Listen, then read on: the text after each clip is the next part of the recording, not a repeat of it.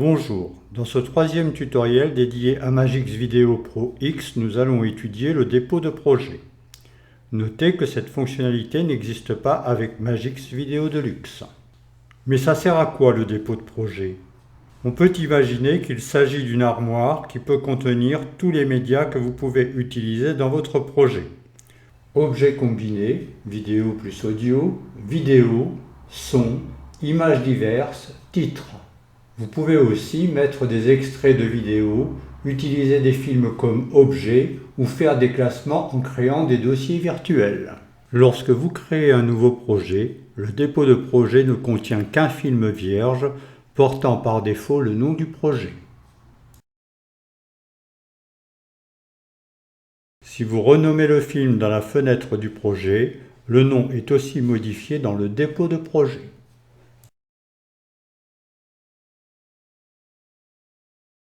Si, à partir du Media Pool, vous déposez une vidéo, une image ou un fichier audio dans la fenêtre du projet, cet objet apparaîtra dans le dépôt de projet. Si vous supprimez cet objet de l'arrangeur, il restera présent dans le dépôt de projet. Vous pouvez alors le faire glisser à nouveau dans la fenêtre de l'arrangeur ou le supprimer du dépôt de projet en faisant un clic droit sur l'objet en question. Vous pouvez anticiper votre montage en faisant glisser dans le dépôt de projet les objets que vous souhaitez utiliser. Ces objets peuvent être disséminés dans des dossiers et des disques différents. Une fois placés dans le dépôt de projet, il est inutile de rechercher ces objets dans leur emplacement d'origine puisqu'ils sont accessibles à partir du dépôt de projet. Il est possible de créer des dossiers virtuels dans le dépôt de projet. Vous ne pouvez pas en revanche créer des sous-dossiers. Lorsque le dossier est créé, un clic sur le bouton droit de la souris ouvre un menu contextuel qui permet entre autres de renommer ce dossier. Lorsque le dossier est créé, vous pouvez faire glisser des objets en provenance du Media Pool, de l'arrangeur ou du dépôt de projet lui-même. Vous pouvez, si nécessaire, sélectionner plusieurs objets et les faire glisser dans le dépôt de projet ou dans un dossier virtuel. Si les objets sont consécutifs, cliquez sur le premier objet, maintenez la touche majuscule appuyée et cliquez sur le dernier objet à sélectionner. Si les objets ne sont pas consécutifs, cliquez sur le premier objet, maintenez la touche CTRL et cliquez sur les autres objets. Lorsque la sélection vous convient, faites glisser ces fichiers dans le dépôt de projet. Pour utiliser les objets contenus dans le dossier, faites un double clic sur ce dernier. Pour refermer ce dossier, refaites un double clic. Parfois, il n'est pas nécessaire de placer dans le dépôt de projet la totalité du fichier. Vous pouvez en choisir un extrait. Pour différencier les objets entiers et les extraits, vous pouvez pour ces derniers les placer dans un dossier virtuel que vous nommerez par exemple « Extrait ». Recherchez sur le PC le fichier que vous souhaitez découper. En plaçant le pointeur de la souris sur l'objet désiré, cliquez sur les doubles crochets pour le placer dans l'écran source.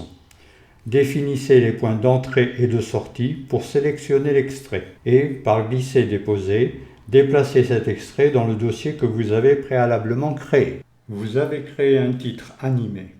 Pour conserver une certaine unité dans le montage, vous pouvez déposer ce titre animé dans le dépôt de projet.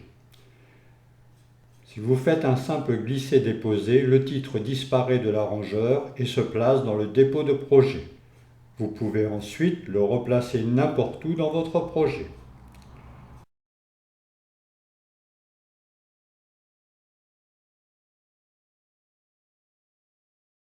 Si vous souhaitez conserver ce titre dans l'arrangeur et le copier dans le dépôt de projet, faites un glisser-déposer en maintenant la touche CTRL.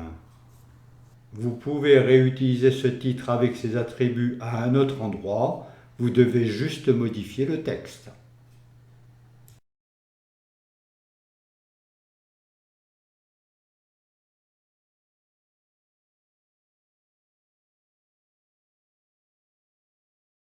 Comme vous l'avez probablement remarqué, le dépôt de projet possède une barre d'outils appelée par Magix barre de fonction. Un clic sur le premier outil ouvre une boîte de dialogue permettant de rechercher les objets souhaités. Attention cependant, par défaut, Vidéo Pro X recherche des projets ou des films. Si vous souhaitez rechercher d'autres objets, cliquez sur l'option Souhaiter. En ce qui me concerne, je clique sur tous les fichiers, puis je recherche les objets souhaités.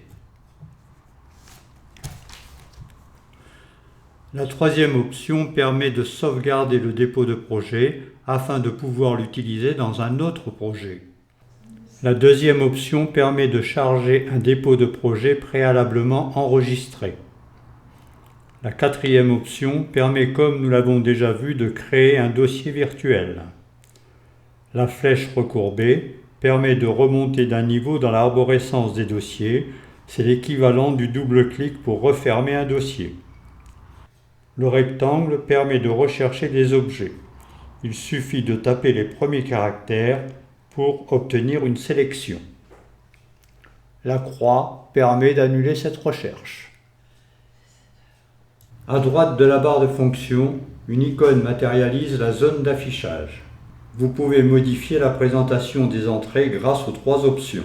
Le mode par défaut est l'affichage détaillé. Un clic sur le petit carré situé dans la partie supérieure droite du dépôt de projet permet de l'agrandir. Comme vous pouvez le constater, cet affichage possède de nombreuses colonnes susceptibles de donner toutes les informations nécessaires. Un clic sur l'entête d'une colonne permet de trier dans l'ordre croissant ou décroissant des informations situées dans cette colonne. Un second clic inverse le tri. Vous pouvez déplacer une colonne en plaçant le pointeur de la souris sur l'entête, en maintenant le bouton gauche et en glissant dans la direction souhaitée. En maintenant le bouton gauche de la souris dans la zone située entre deux colonnes, vous pouvez modifier la largeur de la colonne de gauche en tirant dans la direction souhaitée. Il est possible d'ajouter une description à un objet. Pour cela, faites un premier clic sur la ligne correspondant à cet objet, puis un second clic dans le champ Description de cet objet. Si nécessaire, recliquez jusqu'à obtenir une zone de texte blanche. Tapez le texte et cliquez sur un autre objet pour valider. Pour renommer un objet, faites un clic droit sur cet objet dans la colonne Nom et dans le menu contextuel, choisissez Renommer. Dans l'affichage liste, une image d'aperçu miniature s'affiche. Les objets sont classés par ordre croissant selon leur nom. Les informations suivantes sont affichées. Le nom,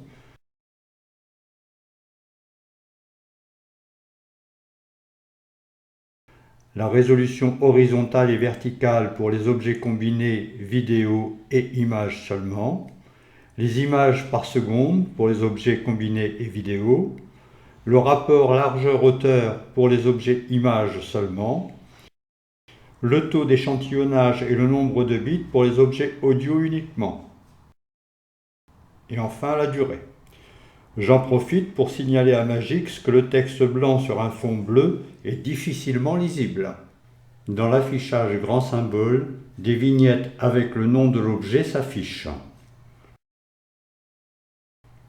Les objets audio et titres présentent un symbole graphique particulier. La taille de l'image de l'aperçu se règle à l'aide du curseur. Dernier point abordé dans ce tutoriel, l'objet film. Dans le projet exemple, j'ai ajouté un film relativement complexe. Ce film s'affiche bien entendu dans le dépôt de projet. Vous pouvez utiliser ce film en tant qu'objet film dans un autre film du projet. Il suffit de le faire glisser du dépôt de projet vers un autre film du projet. Comme vous pouvez le constater, cet objet film n'occupe plus que deux pistes. Les objets films ont un comportement semblable à celui des objets vidéo. Les modes de travail utilisés pour leur édition sont donc identiques. Je vous invite à consulter la notice PDF page 107 pour avoir plus de détails sur l'objet film. Ce tutoriel est terminé. J'espère qu'il vous a permis de découvrir les fonctionnalités du dépôt de projet. À bientôt pour la suite de l'aventure.